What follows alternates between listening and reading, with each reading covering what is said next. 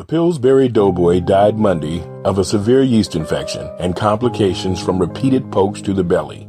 He was 81. Doughboy was buried in a lightly greased coffin. Celebrities by the baker's dozen turned out, including Mrs. Butterworth, Hungry Jack, Betty Crocker, Martha White, Sarah Lee, Duncan Hines, Count Chocula, and Captain Crunch.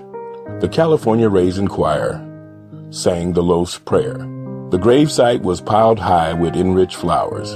As longtime friend Aunt Jemima delivered the eulogy, describing Doughboy as a man who often spoke of his younger days hunting chocolate mousse back home in the hills of Bavarian cream. She went on to say he was a humber fritter and never knew how much he was needed.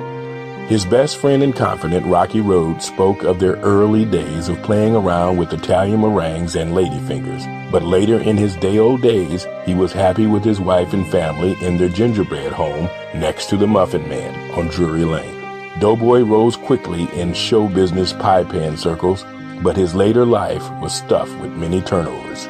He was not considered the smartest cookie in the batch, wasting much of his dough on half-baked schemes and decorated tarts with sprinkles. Described in many recipes as a little flaky texture at times, but after his midlife turnovers, even as a crusty old tart, many of the young ginger snaps jello-molded their lives after him. His autobiography, Soufflé, has risen to #1 on the bestsellers list. His second wife, Buttercream, formerly Miss Play-Doh of the Month, survives Doughboy along with their Twinkies, Eclair, and Pate.